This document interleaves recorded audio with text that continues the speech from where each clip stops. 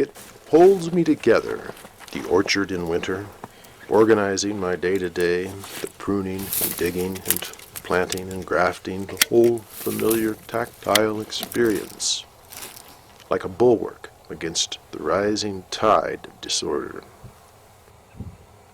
The years pass, and our winters become more and more mild. Spring comes early, then often a late freeze. For years, I'd been developing locally adapted cultivars, tree varieties able to survive and produce fruit in these our times of rapid climate change.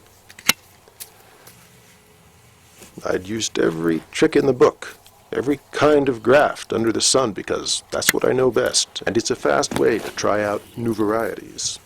Stub grafts, oblique, inverted T and side grafts, saddle, strap, and simple whip and splice grafts by the hundreds, the thousands. Now it was late spring again, and a hard freeze was in the forecast.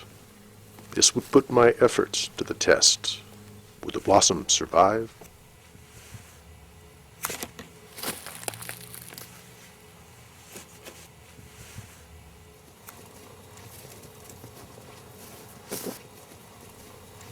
The morning after the killing temperatures, I walked the lines, inspecting the trees. And beneath the snow, despite the hard freeze, the apple blossom had survived.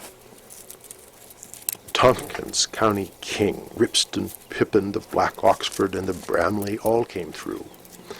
But the apple is toughest of the blossom. What about the pear, the Anjou, the Seckel, the Ubeline, and the Aurora, the Bartletts?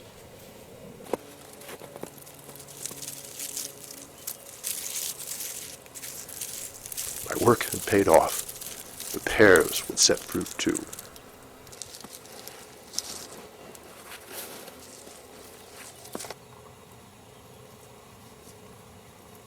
But when I saw that even the new varieties of peaches, the battle-hardened late Albertas, the Klondike and Contenders, the Garnet Beauties, even the grafts beneath the snow had survived, that's when I knew.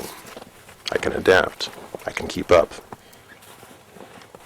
However fast the climate changes, I can develop new varieties. Now I had to take on the fastest growing ecosystem in the U.S. and on the planet. Desert conditions, hot and dry. That's when I decided to head for the border towns, in the heart of the Sonoran. I'd head for the old mining town of Ajo, just north of Sonoita. If you can grow tree crops there, you can grow them anywhere. Well, maybe our guy goes the third largest car insurance company in America. Prize elimination on Dancing with the Stars. Ford's new focus on the future.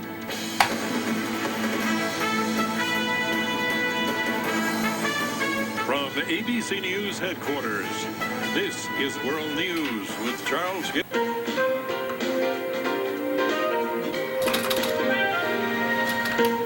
From our studios in New York City, this is Charlie Rose. Welcome back.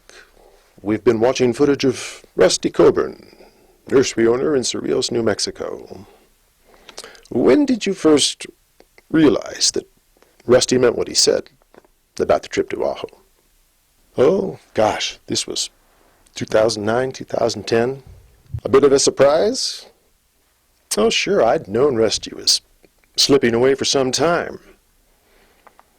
I'd always have trouble controlling him as an avatar. Rusty had his own ideas about the way things ought to be done, both in Zone 8 and Zone 9. He thought that tree planting, water, land use issues should be played straight up, as if they were real. I thought this was a bit naive. Suddenly, Rusty isn't looking so dumb anymore. While I was glued to the screen, to the lens, he was out using the whole range of his experiences, raw stock. Now I struggle just to keep up. But why the border towns? What kind of a place is this Aho, described by some as hell on earth. Did you ever think you'd end up there? Are you kidding? 120 degrees in the shade, a huge open-pit copper mine on top of the town, everything bare, overlit. I go there because I have no choice. But what is it about Rusty? First you try to kill him off, or at least ease him out of the human race series. Now you can't seem to live without him. No. It's difficult to explain. Rusty is good for me. He makes me work. He says, your art is only as interesting as my life. So cut the two together. Aho, he says, the new frontier, the future. A blend of samsara and nirvana, not to be missed. How can I resist? But it's not just Rusty. There's a kind of converging. Characters are zeroing in from all quarters. I feel the pull myself. And I'll need them all to complete Zone 9 and to make the transition to Part 2 of the Human Race series. I'm looking for a different kind of approach to history and current events. A different way of entering the stream. So sure, I feel the pull along with all the rest. And how will you know when you've succeeded? I've had my teeth kicked in recently, in Patias. But I'd always imagined my mini avatar somehow magically coalescing over time, growing more united, moving in the same direction, so I could put them all to work. But instead they've grown more willful and dispersed. I direct less and less. It takes all I've got just to keep up. I have to ask, what went wrong in Zone 8? What do you mean? In Patias, in Puerto Rico? Well, that's unfinished business. Well, we always look forward to the latest in the Two Birds oeuvre, Tales from the Border Town. Thanks once again for joining us, old friend. It's been my pleasure.